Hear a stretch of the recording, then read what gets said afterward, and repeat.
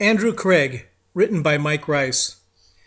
Andrew Craig was born in Michigan in 1831, the oldest of four children born to Elijah and Temperance Craig. The family worked their farm in Noble, Michigan, but shortly after the attack on Fort Sumter by rebel forces in 1861, Andrew answered the call for volunteers by President Abraham Lincoln and enlisted in Company G, the 1st Michigan Infantry, in April 1861. Never expecting a full-scale war to materialize, many state governors asked for only a 3-month enlistment, and the 1st Michigan Regiment was the only Michigan regiment commissioned with a 3-month enlistment. Organized at Fort Wayne in Detroit, the 1st Michigan Infantry had 798 officers and men. They were mustered into federal service in May 1861 and were the first Western regiment to reach Washington on May 16th. Within a week, they saw their first action, crossing the Potomac into Arlington Heights, Virginia, and capturing a troop of 150 rebel cavalrymen, horses, and equipment. Determined to end the war quickly, Union General Irvin McDowell led 18,000 Union troops on a march to capture the Confederate capital at Richmond, Virginia. Not far outside Washington, he met Confederate General P.G.T. Beauregard, near Manassas Junction, Virginia, with an equal number of Confederate troops.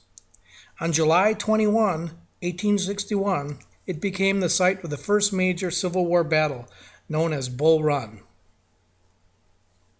With the first shots fired in the early morning, the Union Army pressed their attack, but Confederate troops quickly reinforced their lines. By noon, the battle raged, and the 1st Michigan Infantry, with 25 officers and 475 enlisted men, was in the thick of it. The Confederates began a counterattack, and by 4 p.m., the poorly trained Union Army panicked and quickly fled the battlefield. Union losses were 460 killed, 1,124 wounded, and 1,312 missing or captured. The 1st Michigan Infantry lost 6 killed, 4 officers, and 33 enlisted men wounded, and 65 men missing, including Andrew Craig. News of the disastrous battle at Bull Run was printed in the local paper, listing Andrew Craig among the dead or missing.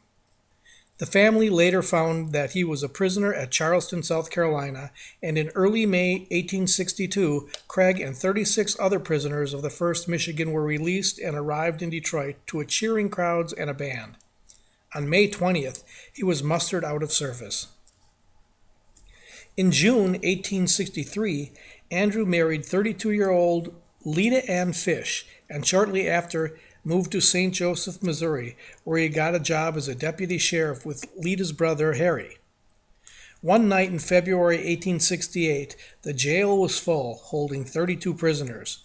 With brother-in-law Harry Fish guarding the outer cells, Andrew Craig entered the inner cell to bring food to the prisoners and lock up 2 seedy prisoners, one named Oscar Leland.